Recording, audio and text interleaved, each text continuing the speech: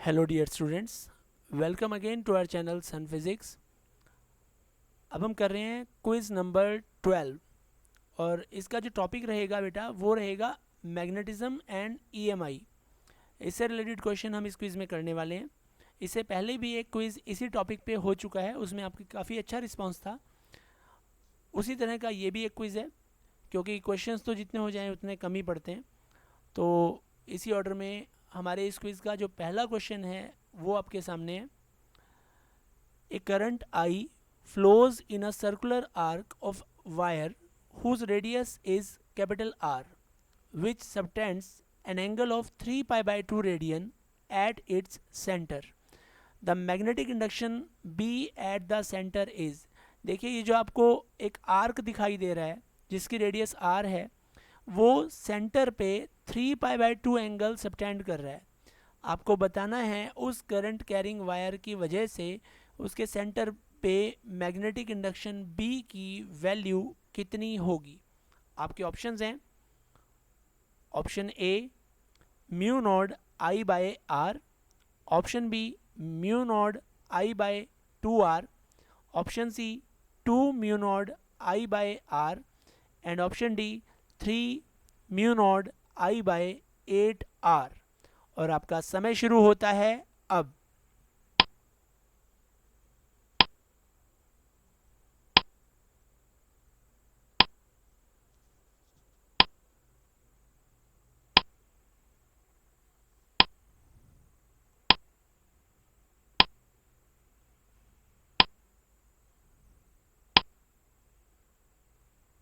Time up and the right answer is option D 3 mu nought I by 8r। देखिए बेटा, ये एक circular coil का 3/4 part है। तो हमें पता है जो सर्कुलर कॉइल होती है करंट कैरिंग, उसके सेंटर पे उस करंट कैरिंग कॉइल के कारण जो मैग्नेटिक इंडक्शन होता है वो mu nought I by 2r होता है, जैसा कि ऑप्शन बी में दिखाया गया है। तो अब हमारे पास वो पूरा सर्कल नहीं है, उसका 3/4 पार्ट है। तो जो मैग्नेटिक इंडक्शन होगा वो भी उसका 3/4 पार्ट हो जाएगा। तो mu nought I by 2r को 3/4 से जब मल्टीप्लाई करते हैं तो हमारे पास ऑप्शन डी आता है 3/8 mu nought I by R. तो यही हमारा आंसर होगा। चलिए आगे चलते हैं।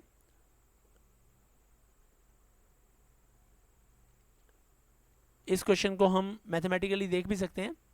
देखिए, मैग्नेटिक इंडक्शन इसका हमें निकालना है। तो मैंने बताया ना अभी आपको 3/4 of magnetic field due to the whole circle.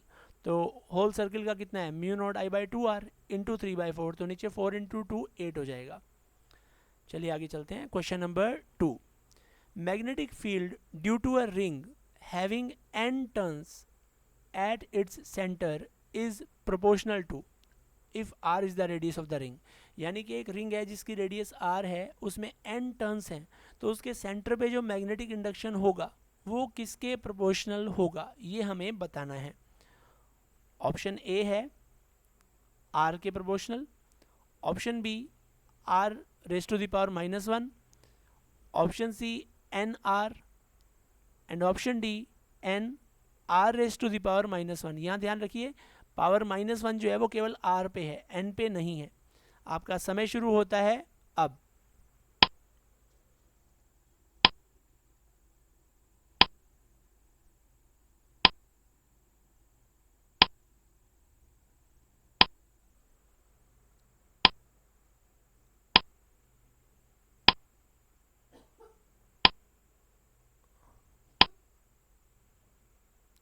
Time up and the right answer is option D N R raise to the power -1। देखिए, हमारे पास जो फॉर्मूला होता है सर्कुलर करंट कैरिंग रिंग की वजह से सेंटर पे मैग्नेटिक इंडक्शन का, वो होता है mu nought N I by R. तो एन और आर उसमें दोनों हैं, आर अपॉन में है, इसलिए जो मैग्नेटिक इंडक्शन है वो N R raise to the power -1 के प्रोपोर्शनल होता है।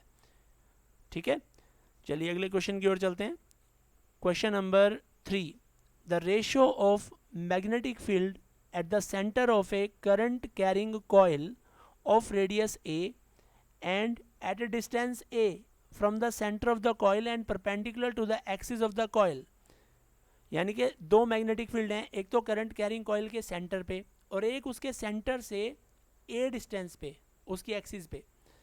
तो वहाँ पे मैग्नेटिक फील्ड का जो रेशो होगा वो कितना होगा?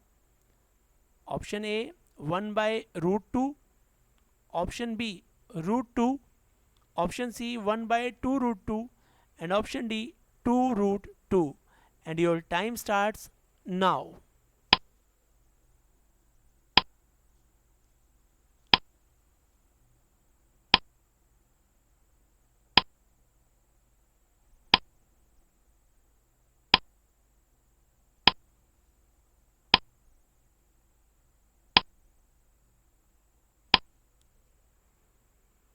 Time up.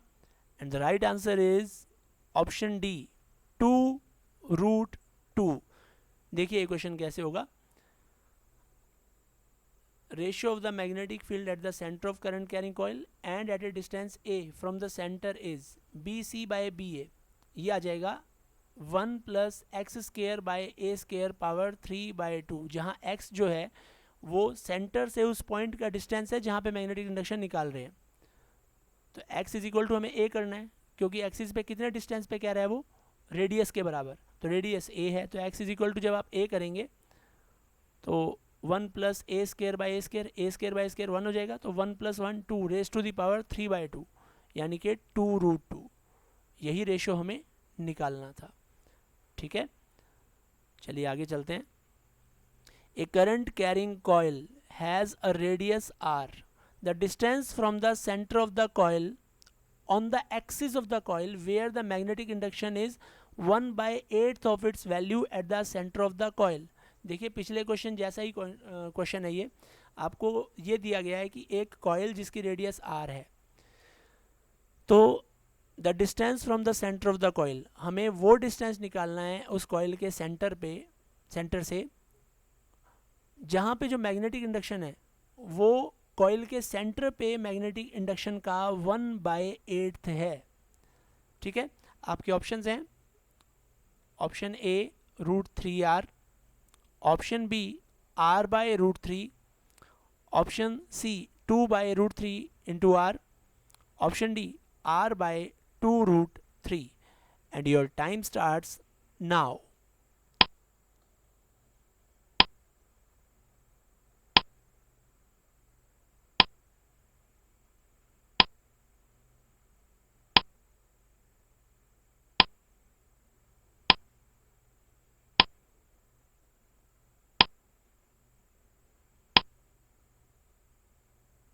Time up.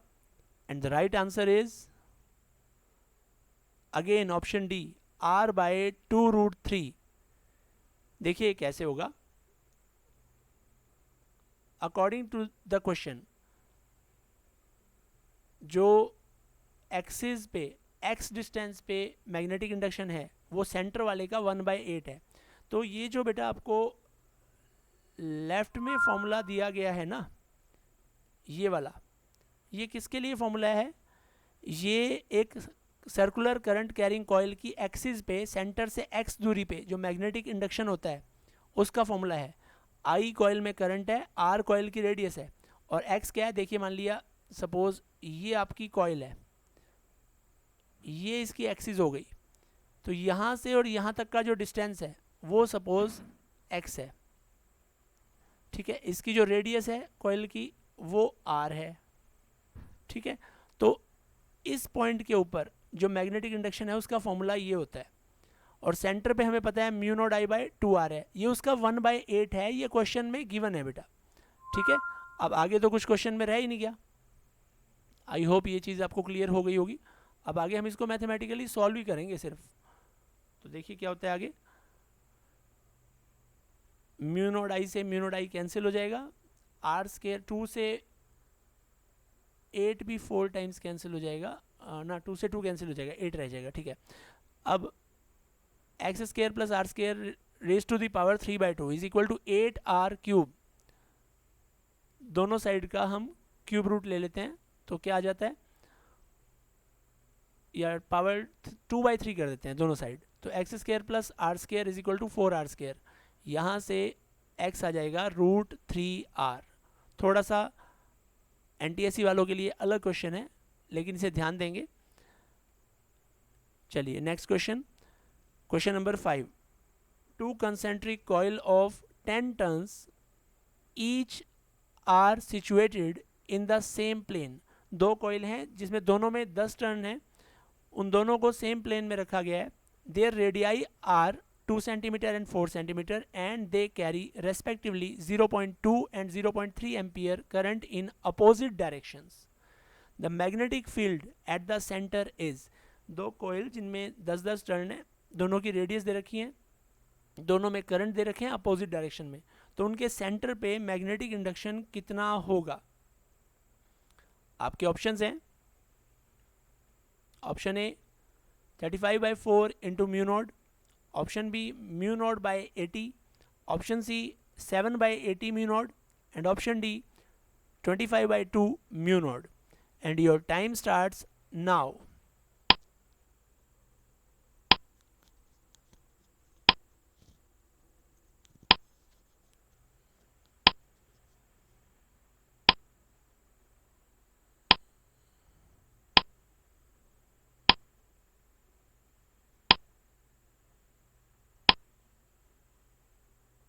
Time up.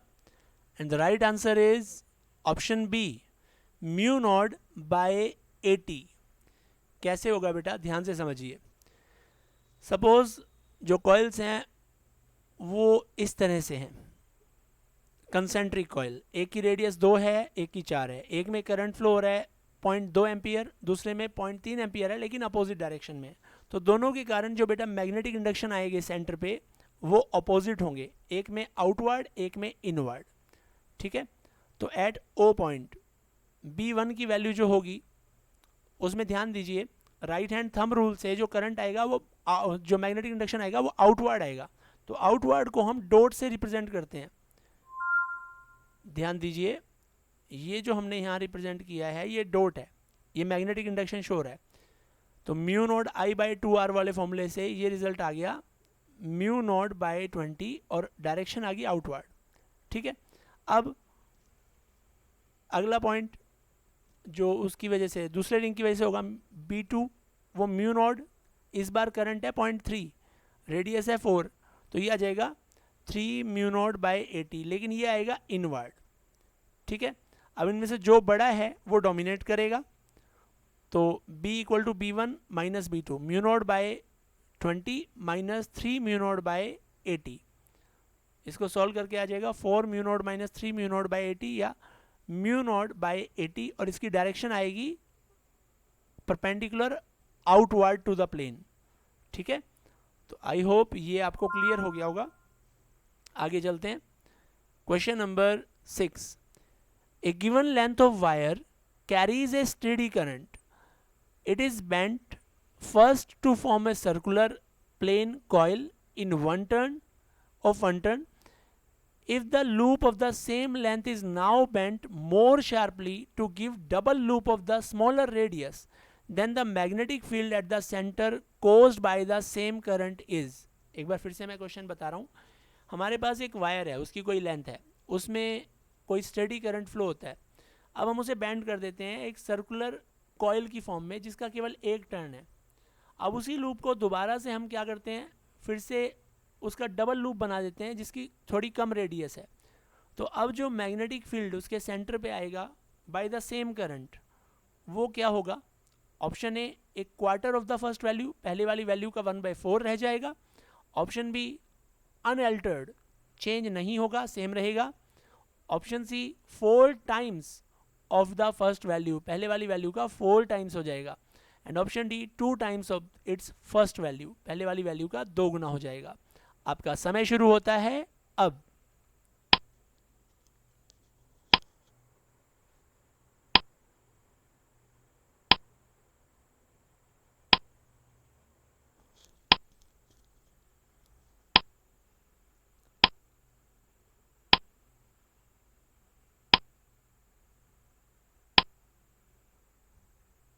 Time up. And the right answer is option A A quarter of its first value, पहले वाली वैल्यू का एक चौथाई रह जाएगा। कैसे होगा देखिए ध्यान से। हमें पता है जो मैग्नेटिक इंडक्शन का फॉर्मूला है बेटा, वो होता है mu nought N I by 2r। तो बी जो है वो प्रोपोर्शनल है एन के, इन्वर्सली प्रोपोर्शनल है रेडियस के। तो हमारे नंबर ऑफ टर्न्स जो है वो 2 टाइम्स हो गए और रेडियस हाफ हो गई। ठीक है बेटा, एक बार फिर से करते हैं, इसका जो सही आंसर आएगा वो 4 टाइम्स आएगा, ऑप्शन सी। तो अभी जिन्होंने सी ऑप्शन दिया है वो सही है। और देखिए इसका फॉर्मूला भी हमारे पास b equal to mu nought N I by 2r। अब क्या हुआ, b जो है वो n और r से रिलेटेड है, n के डायरेक्टली प्रोपोर्शनल है, r के इन्वर्सली प्रोपोर्शनल है। तो n डबल हो गया तो इस वजह से डबल, और r हाफ हो गया डबल इस वजह से, तो 2 इंटू 2 4 टाइम्स। ठीक है, तो इसका मतलब जो हमारा आंसर आएगा वो नेट मैग्नेटिक इंडक्शन 4 टाइम्स हो जाएगा। Next question, which of the following figure shows the magnetic flux density B at a distance r from the long straight rod carrying current I। यानी कि इनमें से कौन सा फिगर जो है वो magnetic flux density B r distance के लिए शो करता है जब एक लॉन्ग स्ट्रेट रोड में करंट फ्लो हो रहा है I के बराबर। ठीक है, आपके ऑप्शंस हैं, ऑप्शन ए में आपको डायग्राम दिखाया गया है, ऑप्शन बी में डायग्राम है बी और आर के बीच में, ऑप्शन सी के बीच में बी और आर का ग्राफ है, और ऑप्शन डी में भी बी और आर के बीच में ग्राफ है। आपको इन ग्राफ में से सेलेक्ट करना है कि कौन सा ग्राफ है जो बी और आर के बीच में एक करेक्ट रिलेशन बता रहा है।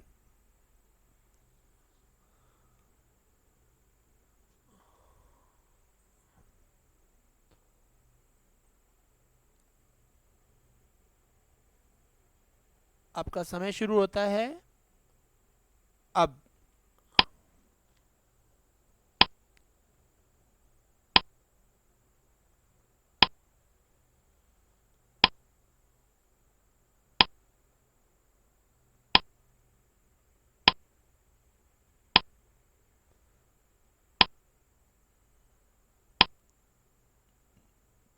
Time up and the right answer is option D. इसमें देखिए बेटा, स्टार्टिंग में तो आर बढ़ाने से बी बढ़ रहा है, ये जो करंट कैरिंग रॉड है उसके अंदर की बात है, अंदर वाले सेंटर से और सरफेस तक आने तक क्या होगा, मैग्नेटिक इंडक्शन बढ़ेगा। उसके बाद जब आप वायर से बाहर निकल जाएंगे तो जैसे जैसे डिस्टेंस बढ़ता जाएगा बी की वैल्यू कम होती जाएगी बेटा। ठीक है, चलिए अगले क्वेश्चन पे आते हैं। देखिए ये हमारे पास फॉर्मूला है ना, बी प्रोपोर्शनल टू आर, तो वो तो इनसाइड द रोड, और बाहर के लिए इन्वर्सली प्रोपोर्शनल टू आर। तो स्टार्टिंग में तो आर के साथ बी बढ़ेगा और फिर आर बढ़ाने से बी कम हो जाएगा, इसलिए graph D is the correct option. Next question number 8, CGS unit of magnetic field intensity या मैग्नेटिक इंडक्शन, उसकी सीजीएस यूनिट इनमें से कौन सी होती है। आपके ऑप्शंस हैं, option A tesla, option B weber, option C gauss and option D volt ampere. और आपका समय शुरू होता है अब।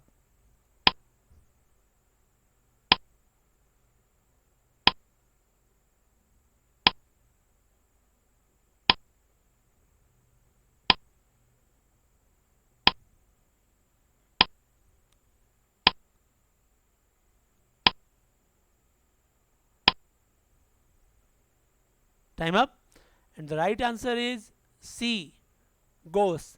देखिए गोस जो है वो मैग्नेटिक इंडक्शन की सीजीएस यूनिट है, टेस्ला मैग्नेटिक इंडक्शन की एसआई यूनिट है, वेबर और वोल्ट एम्पियर ये मैग्नेटिक इंडक्शन की यूनिट नहीं होती। वेबर मैग्नेटिक फ्लक्स की यूनिट होती है और volt ampere it is like V I, power is equal to V I होता है, तो ये पावर की यूनिट है। ठीक है, चलिए अगले क्वेश्चन की ओर चलते हैं।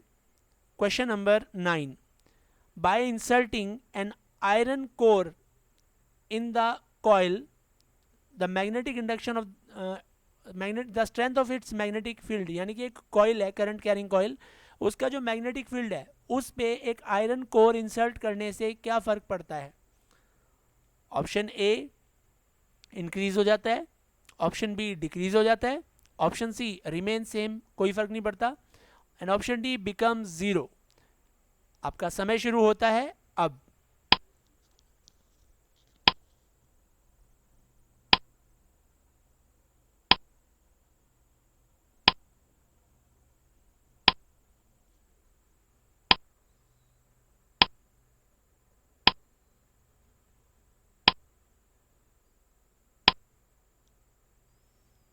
Time up and the right answer is increase, A, option A increase. देखिए क्या होता है, जो मैग्नेटिक इंडक्शन है वो होता है म्यू नॉट एन आई।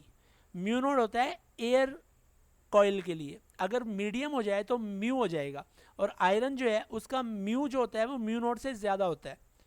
तो बी की वैल्यू जो होगी वो as compared to without iron core वाली कॉइल वो ज़्यादा होगी। ठीक है, तो इसलिए मैग्नेटिक इंडक्शन आयरन कोर डालने से बढ़ जाता है। Next question, question number 10। Direction of the force acting on A charge moving in a magnetic field is given by. एक मूविंग चार्ज जो मैग्नेटिक फील्ड में मूव कर रहा है उस पर लगने वाले फोर्स की डायरेक्शन किस रूल से दी जाती है? आपके ऑप्शंस हैं, option A Fleming's right hand rule, option B Fleming's left hand rule, option C right hand palm rule, and option D right hand thumb rule. आपका समय शुरू होता है अब।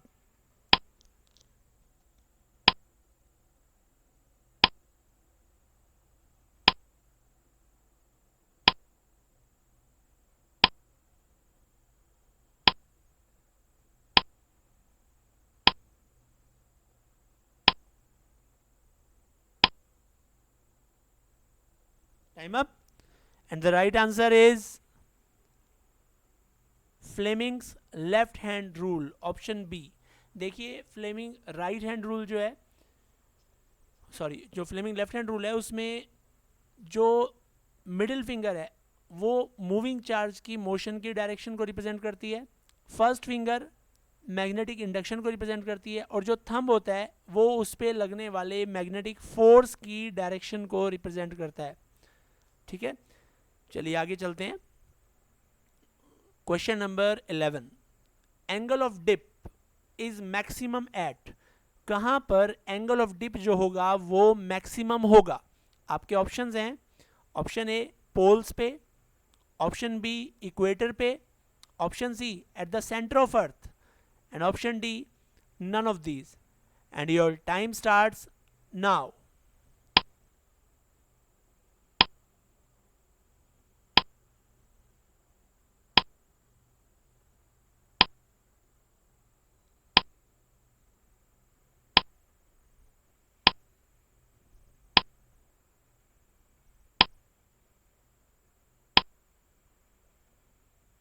Time up and the right answer is A poles. देखिए जो angle of dip है वो इक्वेटर पे 0 होता है और पोल पे 90 होता है बेटा। तो मैक्सिमम कहां पे हुआ? पोल पे हुआ ना। चलिए आगे चलते हैं। Question number 12। Direction of induce current is given by. Induce current की डायरेक्शन कौन से रूल से दी जाती है? आपके ऑप्शंस हैं, option A Fleming's right hand rule, option B Fleming's left hand rule, option C right hand palm rule, and option D right hand thumb rule. And your time starts now.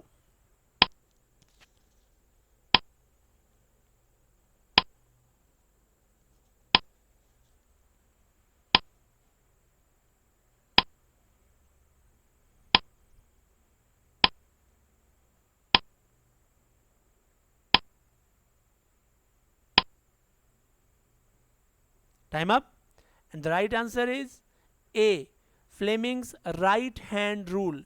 देखिए Fleming right hand rule में क्या होता है, जो thumb है वो conductor की motion की डायरेक्शन को रिप्रेजेंट करता है, फर्स्ट फिंगर मैग्नेटिक फील्ड जिसमें वो कंडक्टर मूव कर रहा है उसकी डायरेक्शन को रिप्रेजेंट करता है, तो जो मिडिल फिंगर होती है वो उसमें फ्लो होने वाले इंड्यूस करंट की डायरेक्शन को शो करती है।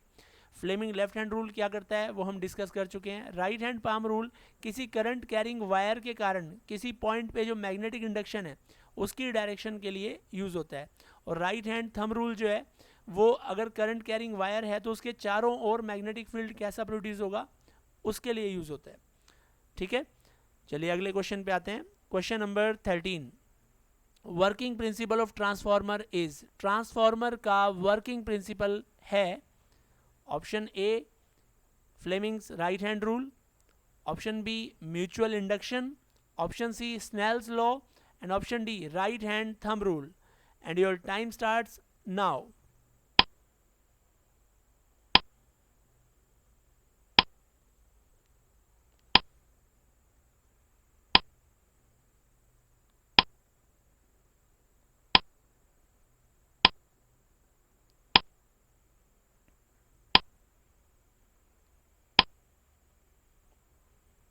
Time up and the right answer is option B mutual induction.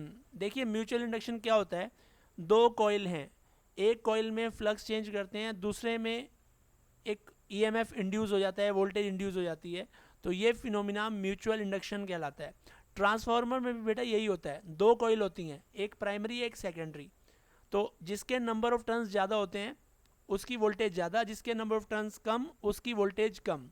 तो इसलिए वर्किंग प्रिंसिपल ऑफ ट्रांसफार्मर क्या हुआ, म्यूचुअल इंडक्शन हुआ। अगले क्वेश्चन पे आते हैं। A transformer is connected to 220 volt supply has 200 turns in its primary coil. How many turns are required in the secondary to get secondary voltage of 2200 volt. यानी कि primary voltage जो है वो 220 वोल्ट है, primary में turns जो हैं वो 200 हैं, सेकेंडरी वोल्टेज हमें चाहिए 2200, तो सेकेंडरी में टर्न्स कितने होने चाहिए। योर टाइम्स सॉरी आपके ऑप्शंस हैं, option A 10, option B 100, option C 20,000 and option D 2000। And your time starts now.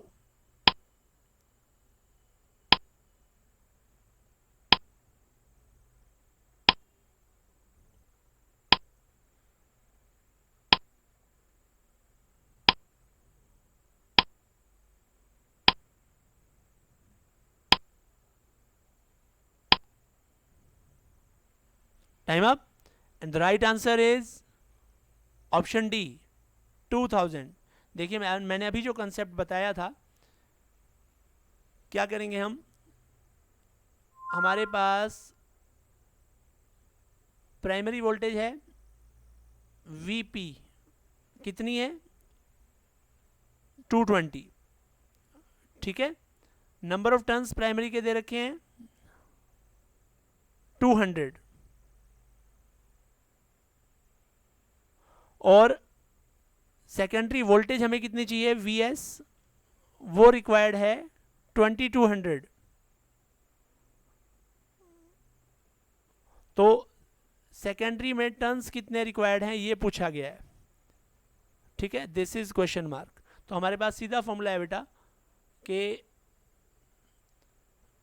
We S by V P is equal to N S by N P. तो यहाँ से N S कितना हो जाएगा, N S हो जाएगा V S by V P into N P. तो कितनी कितनी वैल्यूज़ हैं ये देखिए ध्यान से, वी एस है 2200, वी पी है 220 और एन पी है 200 मल्टीप्लाई। तो ध्यान दीजिए बेटा ये कैंसिल हो जाएगा इससे 10 टाइम्स, तो आपका आ जाएगा आंसर 2000, ठीक है, this will be your answer. आगे चलते हैं, क्वेश्चन नंबर 15, ये आज का लास्ट क्वेश्चन है बेटा। Out of these devices whose working principle is, इनमें से किस डिवाइस में से जो वर्किंग प्रिंसिपल है वो ये है, a current carrying conductor placed in a magnetic field experience a force. ये जो वर्किंग प्रिंसिपल है वो इसमें से किस डिवाइस का है। आपके ऑप्शंस हैं option A AC generator, option B DC generator, option C DC motor and option D metre bridge. And your time starts now.